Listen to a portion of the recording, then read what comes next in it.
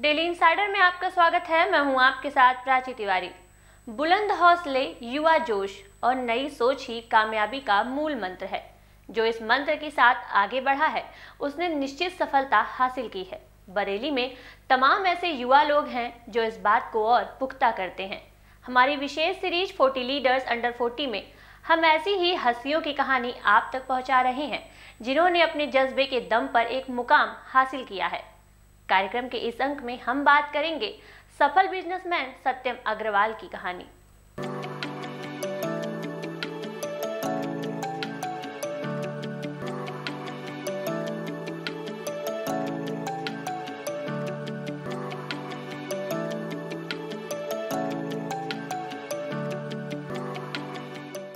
Business सत्यम की पारिवारिक विरासत है, लेकिन 2008 में सत्यम ने इंटरमीडिएट के बाद पढ़ाई के साथ साथ बिजनेस के गुण भी सीखने शुरू किए और पिता की गाइडेंस में काम किया।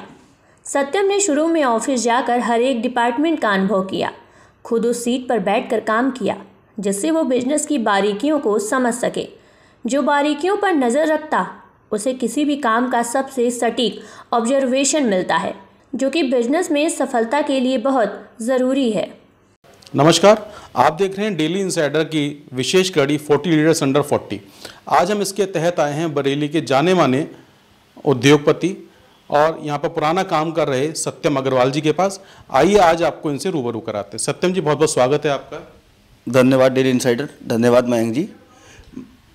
इसके अलावा हम ये सर जानना चाहेंगे कि हर बिजनेस के पीछे, जैसे आपने अपना बिजनेस शुरू किया है यहाँ पे बरेली में, अच्छा बड़ा बिजनेस है, इसके पीछे आपकी कोई एक स्टोरी रही होगी जो कि लोगों को इंस्पायर करती है। वो हम आज आपसे ही जानना चाहेंगे, जो कि हमारे दर्शक भी सुनना चाहते हैं। मयंक जी, मैंने अपना बिजनेस जो देखना शुरू करा सन 2008 से देखना शुरू करा अपने पापा की गाइडेंस में। पेरेंटल बिजनेस है हम लोग का। पापा 92 में बरेली शिफ्ट हुए और उन्होंने अपना सीमेंट का बिजनेस शुरू करा और उसके बाद 2006 में उन्होंने मोबाइल का बिज़नेस में अपना एंटर करे और उस समय हम लोग नोकिया मोबाइल का डिस्ट्रीब्यूशन करते थे। 2008 से मैंने अपना 12th पास आउट करा। 12th के बाद मैं बिज़नेस में लग गया, साथ ही साथ अपनी पढ़ाई चलती रही। पापा की गाइडेंस में हल्के हल्के अपना काम करते रहे, देखते रहे।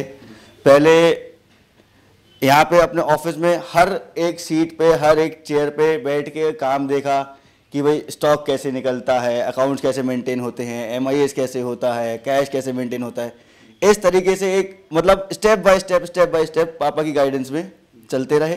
और 2014 से मोबाइल में हमारा थोड़ा चेंज आया बिजनेस में। हमने नोकिया से और ब्रांड STC लिया। STC के बाद फिर हमने 2 साल वो करा, ओप्पो लिया और ओप्पो के बाद अब 2019 से मैं MI कर रहा हूँ।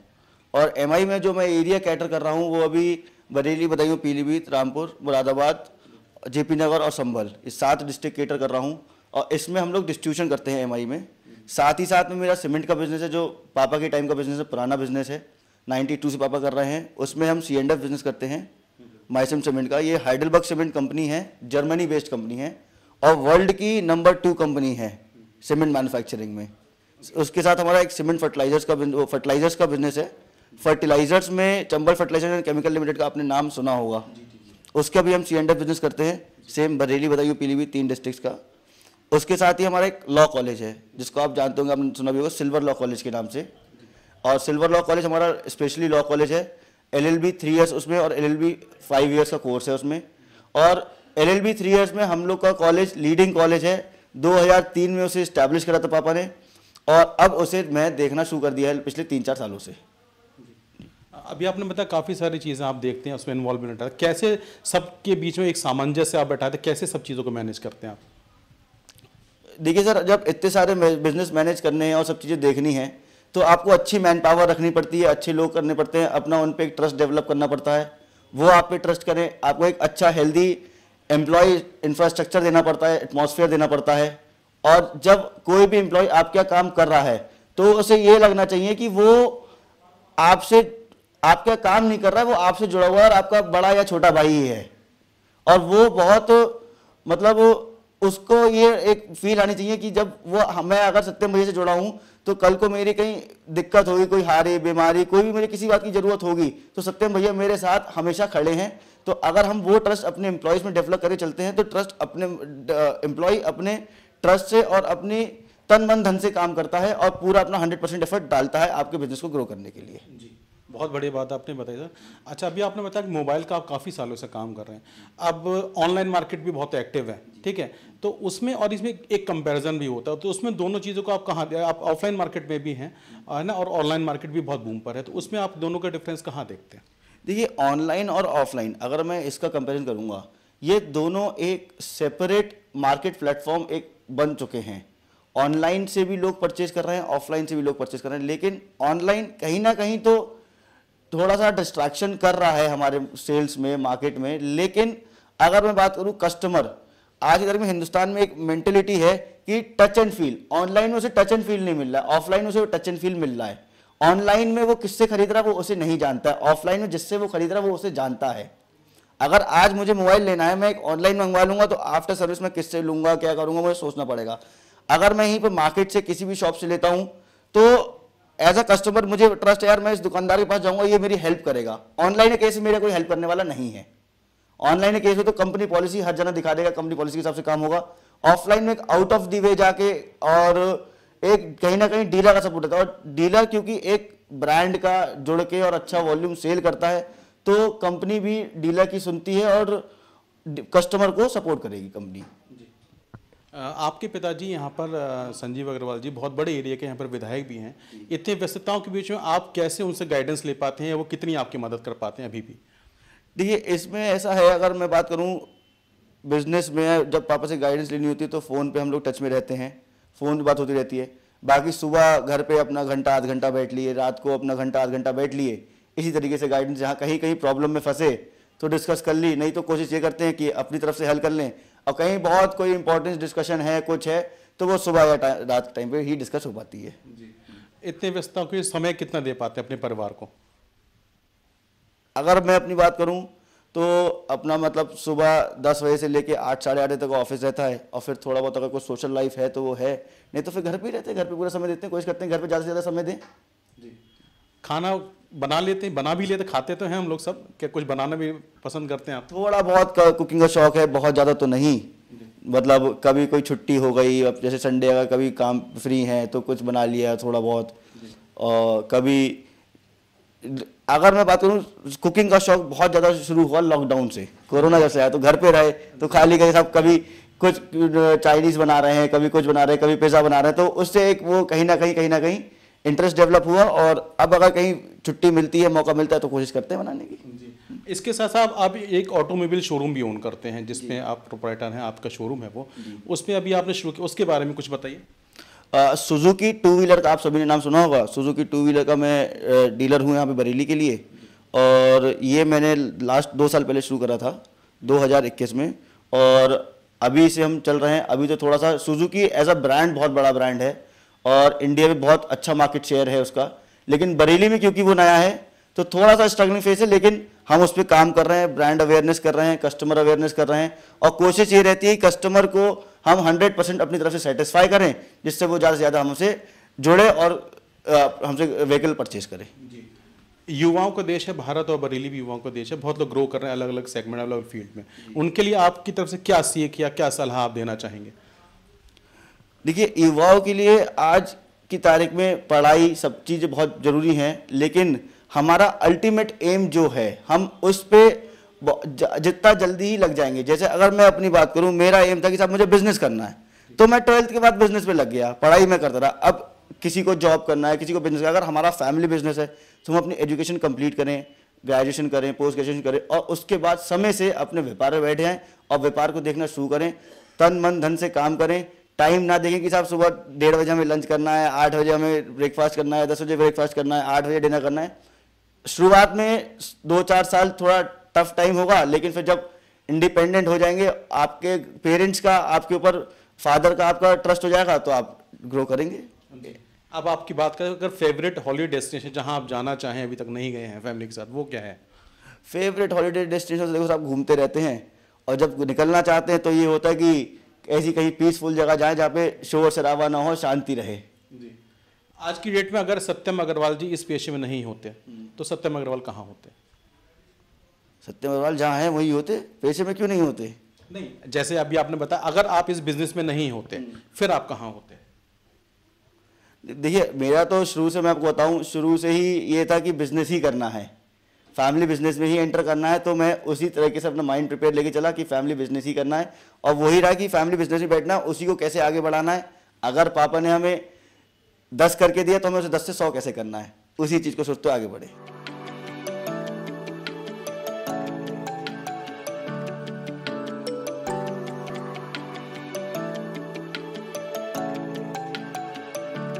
सत्यम के पिता संजीव अग्रवाल की राजनीति में भी एक अलग पहचान है। वो बरेली कैंट से भाजपा विधायक भी हैं। उन्होंने अपने पिता से बिजनेस के गुर सीखे और सत्यम ने उनसे। सत्यम की कामयाबी में उनकी सोच और मेहनत तो है ही, साथ ही उनके पिता का भी अहम रोल है। मैंने बचपन से मैंने जैसे बिजनेस संभाला है अपने पिताजी के साथ, पापा जी के साथ।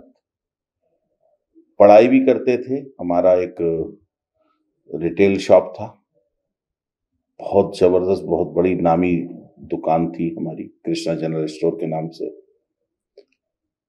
20-25 कंपनियों की डिस्ट्रीब्यूटरशिप थी, एफएमसीजी की, होलसेल का काम था। बरेली बदायूं डिस्ट्रिक्ट में हमारी 2-3 गाड़ियां चलती थी डिस्ट्रीब्यूशन के लिए। मैं बचपन में 15 साल का था तब से मार्केट में बरेली और शाहजहांपुर डिस्ट्रिक्ट के रूरल एरियो में, अल्लाहगंज, तिलहर, कटरा, फतेहगंज, बीसलपुर, बिलसंडा और बरेली क्षेत्र के पूरे जिले में मैं सप्लाई के लिए, माल बेचने के लिए कंपनी के जाता था। बचपन में जो कॉन्फिडेंस बिजनेस में था मेरे लिए, मैं पढ़ाई में भी आगे रहता था और मैंने एमकॉम बरेली कॉलेज बरेली से किया और व्यापार करते करते किया।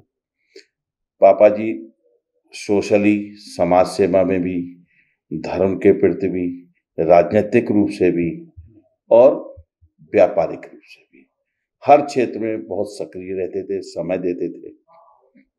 कई संस्थाओं के वो अध्यक्ष और सचिव थे, पूरा समय देते थे। भारतीय जनता पार्टी के फरीदपुर के नगर अध्यक्ष रहे, का व्यापार मंडल के नगर अध्यक्ष रहे, रामलीला कमेटी उन्होंने शुरू की, उसके वो अध्यक्ष रहे। मंदिर कमेटियों में थे, शिशु मंदिर, विद्या मंदिर में, तो बहुत सामाजिक संस्थाओं में वो रहे। जबकि दुकान से उन्हें व्यापार से बिल्कुल फुर्सत नहीं थी, इतना बड़ा व्यापार था, हम लोग छोटे थे, उसके बाद भी वो समाज सेवा और राजनीतिक रूप से अपनी दृढ़ता, व्यापारिक दृढ़ता, व्यापारियों के लिए काम, हर सामाजिक क्षेत्र में काम, हर क्षेत्र में जो वो उनकी अपनी वो थी, वही हमने सीखा, बचपन से देखा। 15 साल की उम्र से हमने भी व्यापार करा, दुकान पे भी बैठते थे, क्षेत्र में भी जाते थे, तो हमने बहुत कुछ उनसे सीखा। और राजनीतिक क्षेत्र की भी रुचि हमारी शुरू से थी, क्योंकि हमारे परिवार में संघ और भाजपा जनसंघ के बड़े बड़े लीडर्स आया करते थे। हमारे यहाँ मेरे जन्म से पहले दीनदयाल उपाध्याय जी मेरे घर पे आए हैं, परम पूज्य सरसंघ चालक जी, बाला साहब देवव्रत श्री, रज्जू भैया जी, इन सब का हमारे यहाँ प्रवास रहा है। माननीय रामलाल जी, माननीय ओम प्रकाश जी, डॉक्टर कृष्ण गोपाल जी, इन सब का भी हमारे यहाँ प्रवास आना जाना रहता था।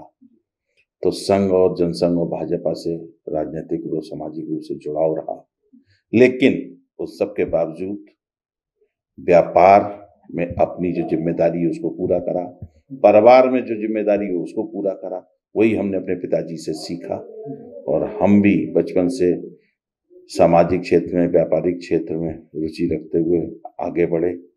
बरेली आए 1992 में, यहाँ पर भी हम एक जनसतर्कता समिति, डॉक्टर अशोक वसीम साहब वगैरह जो जनता के लिए संवाद करके क्षेत्र के लिए काम करती थी, उससे जुड़े, संघ जनसंघ और बीजेपी से जुड़े हुए थे।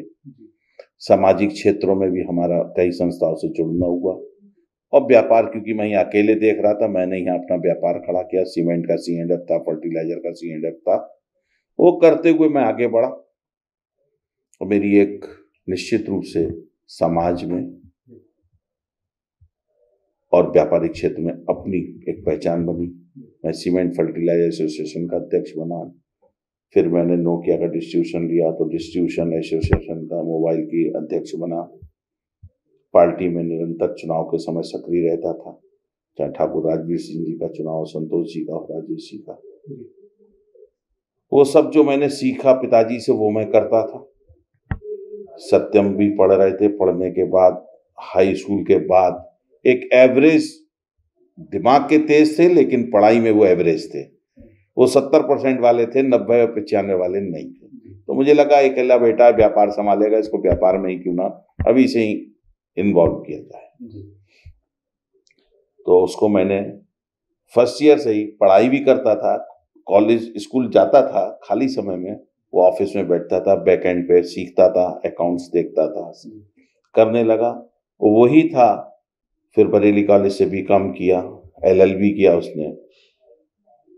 वो कॉन्फिडेंस डेवलप होता रहा, मेरे साथ बैठ के मुझसे व्यापार भी सीखता रहा और व्यापार करना भी शुरू कर दिया।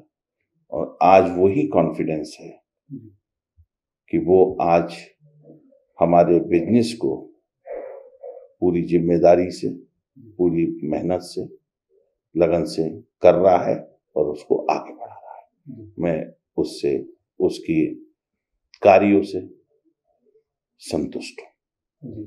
निश्चित रूप से व्यस्तता बहुत ज्यादा बढ़ गई है समाज के प्रति, अपने क्षेत्र की जनता के प्रति जो उन्होंने जिम्मेदारी, प्यार इसने दिया। मेरी जिम्मेदारी बढ़ी है, मेरी जिम्मेदारी बहुत बढ़ गई है। लेकिन उन सब के बावजूद भी मैं प्रदेश का सह कोषाध्यक्ष हूँ, इसलिए संगठन का काम भी मेरे जिम्मे बहुत रहता है। उन सब के बावजूद भी हम लोग जब घर पे होते हैं, मैं बरेली होता हूँ, तो शाम को व्यापारिक डिस्कशन भी करते हैं और परिवार का भी बैठना डिस्कशन रहता है। उन डिस्कशन में जो बातें होती हैं व्यापार की, वो इधर सब होता है।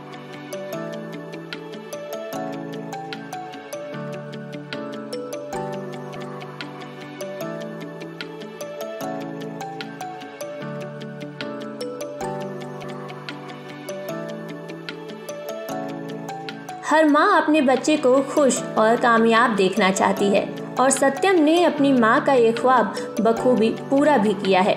और सत्यम की सक्सेस से माँ को मीलों खुशियों का आसमां मिल गया हो। ये बहुत कुछ सीखा है इन्होंने घर से। 15 साल की उम्र से ये बिजनेस में बैठ रहा है। 10th के बाद से ही तुरंत इसे बिजनेस में बिठा दिया गया और इसने बहुत से अपने पापा से भी बहुत सीखा, मेहनत करी। लेकिन अब तो पूरा बिजनेस ही ये देख रहे हैं, अपने पापा की भी हेल्प कर रहे हैं। गाइडेंस तो रहती है लेकिन अपना ये अपने परिवार में भी खूब खुश है, अपना खूब इंजॉय करता है, खूब फैमिली के संग बैठता उठता है, सब करते हैं। मतलब ये बचपन से जो इसने देखा है, फैमिली के संग भी रहना, बिजनेस भी करना, तो कर रहा है। सत्यम बिजनेस में बिजी रहते हैं, लेकिन बिजनेस के साथ साथ वो परिवार को भी पूरा टाइम देते हैं। उनकी पत्नी बताती हैं कि वो ऑफिस का काम ऑफिस तक रखते हैं और घर में बिल्कुल घर जैसा माहौल बना कर रखते हैं।